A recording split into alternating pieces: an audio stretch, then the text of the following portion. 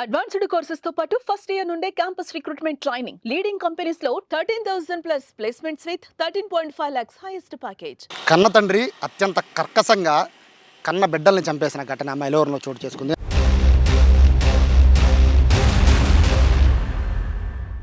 ఆ వెనకాల కనబడుతున్న ఇంట్లో అది కూడా వాళ్ళిద్దరిని హత్య చేయడం అంటే అత్యంత దారుణంగా కిరాతకంగా చంపేశాడు. అసలు కన్న తండ్రి ఎందుకు చంపాడు అనే విషయం ప్రస్తుతం అయితే పోలీసులు ఎంక్వైరీ చేస్తున్నారు. కానీ ఆ ఘటన వింటూ ఉంటే నిజంగా అందరి హృదయాలు కూడా ద్రవించేస్తున్నాయి. ప్రస్తుతం మనం చూస్తున్న ఇల్లు ఏదైతే ఉందో ఇదే ఇంట్లో వారం క్రితం అంటే జరిగిన సిచ్యువేషన్ కరెక్ట్గా చెప్పాలంటే నిన్న వాళ్ళ తాత ఎవరైతే పిల్లల తాత ఉన్నాడో వాళ్ళ తాత వచ్చి పిల్లలు కనబడడం లేదంటని తలుపులు తాళం వేస్తుంటే ప్రతిరోజు వస్తుంటే కనబడట్లేదంటని చూద్దాము ఇక్కడ ఏదో స్మెల్ వస్తుందని చెప్పి ఆ కిటికీ తీశారు. ఆ కిటికీ తీయగానే అందులో ఇద్దరు పిల్లలు కూడా లోపల నిర్జీవంగా పడి ఉన్నారు. సో ఆ తాతకి డౌట్ వచ్చి అది పిల్లలా కాదా అని చెక్ చేసుకోవడం కోసం చుట్టుపక్కల వాళ్ళు సహాయం చేసుకుని తలుపు రకాలు కొడితే అక్కడ చిన్నపిల్లలు ఇద్దరు ఉన్నారు. 5th క్లాసు అలాగే 6th క్లాసు చదివే ఇద్దరు పిల్లలు ఉన్నారు.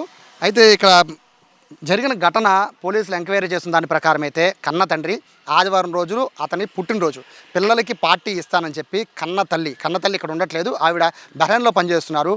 అక్కడి నుంచి ఆవిడ డబ్బులు పంపిస్తే ఇక్కడ కన్న తండ్రి ఆ పిల్లలకి పార్టీ ఇప్పిస్తానని చెప్పి డబ్బులు తీసుకుని పిల్లలకి మరి ఆ రోజు ఏం జరిగిందో తెలియదు కానీ ఆ రోజు నుంచి అంటే పోయిన ఆదివారం రోజు అతని పుట్టినరోజు నాడు పిల్లలకి ఆ రోజు అన్నీ కొనిపిస్తానని చెప్పి డబ్బులు తీసుకుని ఆ రోజు సాయంత్రం ఇంటి దగ్గర ఈ విధంగా తలుపేసుకుని ఇంటి దగ్గర నుంచి తండ్రి వెళ్ళిపోయాడు. అయితే తండ్రి వెళ్ళిపోయాడు. ఇక చుట్టుపక్కల వాళ్ళంతా కూడా ఊరెళ్తున్నాము అని చెప్పి ఒక కథ అల్లాడు. అయితే నిజంగా చుట్టుపక్కల వాళ్ళందరూ కూడా నిజంగా ఫ్యామిలీ అంతా ఊరెళ్తుందేమో తల్లి దగ్గరికి వీళ్ళందరూ వెళ్తున్నారేమో అని భావించారు తప్ప ఈ విధంగా ఎంత కిరాతకం ఇక్కడ జరుగుతుందని చెప్పి ఎవరు ఊహించుకోలేకపోయారు.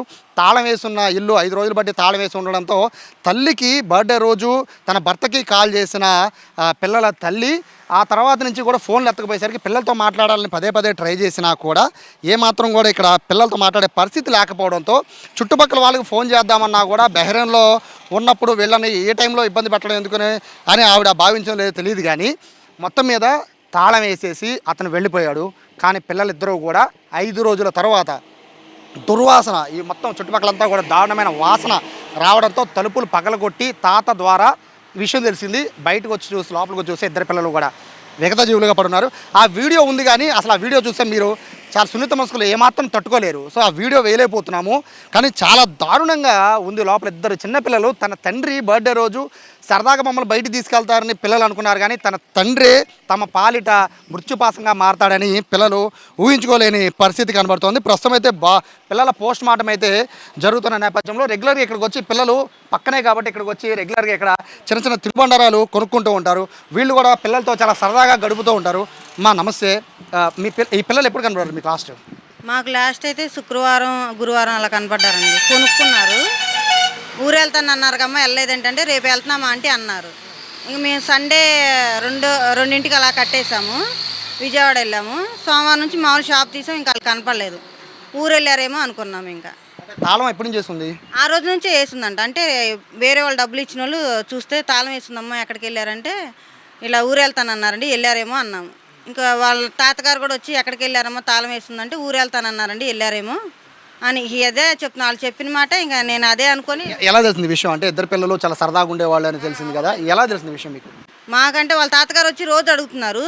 నిన్న కరెక్ట్గా 1 గంటకు అలా వచ్చారు. అమ్మ వచ్చారంటే నాకు తెలియదంటే నాకైతే కనపడలేదంటే చూశాడు. స్మెల్ వచ్చిందంట. వెనక నుంచి కిటికీ తోసేసేపటికి పిల్లలు ఉన్నారంట లోపల. ఆయన కర్రతో ఇలా నెట్టితే ఏమి సోయలేదంటే ఏడుస్తూ వస్తే మా వెనకాల కుర్రోళ్ళు ఇద్దరు వచ్చి తలుపు నెట్టి చూడంగానే ఇక వాసన వచ్చేసింది. పిల్లలిద్దరు అలా పడిపోయి ఉన్నారు. అందరూ బయటకు వచ్చేసాం. స్మెల్ బాగా వస్తుందని బయటకు వచ్చేసాం. తాళం వేసున్న రోజు నుంచి అంటే తండ్రి ఆ రోజే ఇక్కడి నుంచి పరారు అయిపోయి ఉండాలి. అదే అనుకుంటున్నాం అండి. ఎందుకంటే ఉంటే ముగ్గురు ఉండాలి. ఆయన 2 పిల్లలే ఉన్నారు. మరి 2 పిల్లలు అంటే ఇక ఆ పిల్లల్ని ఏదో చేసి తాళం వేసి వెళ్ళిపోయారేమో అని అందరికీ అదే అనుకున్నారు. స్మెల్ చాలా దారుణంగా వస్తుంది. అంటే బాడీలు తీసి పోస్ట్ మార్టం చేస్తున్నా కూడా ఇక్కడికి స్మెల్ ఇంకా వస్తుంది కదా, అంటే మీకే అనుమానం రాలేదు ఎంత దారుణంగా స్మెల్ వస్తుందని? నిన్నటి నుంచే స్మెల్ వచ్చింది మాకు. మేము ఏదన్నా చనిపోయిందేమో, పందికొక్కలు అలా కుక్కలు ఉన్నాయి కదా అని తీసుకొచ్చాము. మొత్తం చూసుకుంటూ వచ్చాము, ఏం కనపడలా. ఇంకా ఆయన వచ్చాకే తలుపు తీయగానే ఇంకా బాగా ఎక్కువ వచ్చేసింది. ఇంకా కుర్రోళ్ళు వీళ్ళందరూ ఏడుస్తుంటే ఈయన ఏంటి ఏడుస్తుంటే పిల్లలు లోపలే ఉన్నారు అయిన బట్టికి తలుపులు పగలగొట్టేశారు. బాగా స్మెల్ వచ్చేసింది. పిల్లలు కూడా ఉబ్బిపోయి ఉన్నారు. మేము కూడా భయం వేసి చూడలేదు. ఇంకా పిల్లలు చాలా సరదాగా ఆడుకుంటూ ఉంటారు, బాగా చదువుతారని కూడా తెలిసింది కదండి. అంటే అంటే ఇప్పుడు పిల్లలు ఏ రోజన్నా వచ్చి మా నాన్న కొడుతున్నాడనో లేకపోతే ఇంకో కంప్లైంట్లు ఏమన్నా మాట్లాడేవాళ్ళు? లేదండి, ఇద్దరు బాగానే ఉండేవాళ్ళు, 3 పిల్లలు బాగానే ఉండేవారు, పిల్లలు కూడా బాగానే ఉండేవాళ్ళు, అందరూ బాగానే ఉండేవారు. కాకపోతే ఇల్లు మొన్న వాళ్ళ అత్తగారు మామగారు ఖాళీ చేశారు, సరిపోవట్లేదమ్మా వాళ్ళు ఉంటారు మేము వెళ్ళిపోతున్నామని, వాళ్ళు కూడా వెళ్ళి 10 రోజులు అవుతుంది, ఇంకేం లేదు. అసలు అలా చేస్తారని కూడా అంత ఎక్స్పెక్ట్ చేయలేదు అలా అవుద్దని. ఎందుకంటే వాళ్ళ గొడవలు ఏం లేవు, ఊరు వెళ్తానన్నారు. ఆ అమ్మాయి కూడా వేరే దేశంకి వెళ్ళింది అన్నారు, కానీ ఇప్పుడు ఇది జరిగాకే తెలిసింది ఆమె ఇక్కడ లేదని. ఈయన చూస్తే ఊరు వెళ్తానన్నారు, ఇంతలోకి ఏమైందో మరి ఆ అబ్బాయి అలా చేశాడు. అసలు ఏంటో దగ్గరుండి కూడా ఏం చేయలేకపోయాము, గ్రహించలేకపోయాము. అంటే ఊరు వెళ్తానన్నారుగా, ఊరు వెళ్ళిపోయారేమో అనుకుంటున్నాం మేము. పిల్లలు అరవడం కానీ ఆ సౌండ్లు ఏమన్నా మీకు ఏమన్నా వినబడ్డాయా? లేదండి అసలు ఎందుకంటే కోతులు వచ్చినా ఏదొచ్చినా కేకేస్తారు పిల్లలు, ఆంటీ రండి ఆంటీ అని. ఇదంతా నాకు తెలిసి నైట్ పూట అయ్యి ఉంటుంది. ఇంకా చంపేసిన తర్వాత ఇంకా పొద్దున్నే ఏముంటుంది, ఇంకేం ఉండదుగా, మంచం మీద అలా పడుకుపోయి ఉన్నాం. రాత్రిపూట జరుగుండాలి, పొద్దునైతే మీరు అలర్ట్ అయ్యేవాళ్ళు. పొద్దున పూట మేము 7ంటికే తీసేస్తాం. ఎందుకంటే రాత్రిపూట 10 దాకా కూడా తిరుగుతానే ఉంటాము, బాగా నైట్ అయ్యి ఉంటుంది అనుకుంటున్నాం మేమైతే. పిల్లల్ని అంటే చూసారు కదా, అంటే ఆ రోజు ఏమైనా ఏడుస్తే ఏమైనా కనబడ్డారు పిల్లలు ఏమన్నా? ఏమి లేదు, ఊరు వెళ్తామని తిరుగుతూ ఉన్నారు, బట్టలు వేసుకున్నారు, బ్యాగులు పట్టుకొని అటు ఇటు తిరిగారు, వాళ్ళ నాన్న కోసం చూస్తున్నారు. ఇంకా ఆ రోజు వెళ్ళలేదు అనుకున్నాం, పొద్దున్న వెళ్ళారేమో అనుకున్నాం. ఇక ఆ రోజు మాత్రం ఆదివారం పొద్దున్న వెళ్ళారేమో, సోమవారం పొద్దున్న వెళ్ళిపోయారేమో అనుకున్నాం, ఇంకంతే. సో ఇది చాలా దారుణమైన విషయం.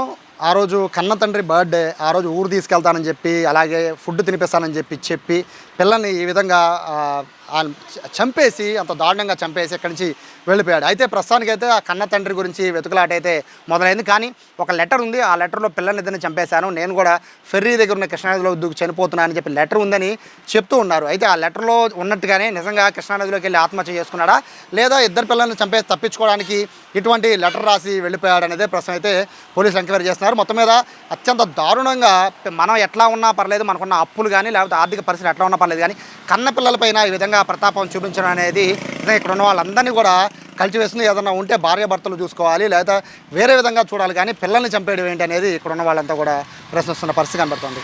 కెమెరా పర్సన్ కృష్ణతో సాయి, సుమన్ టీవీ, మైలవరం నుంచి.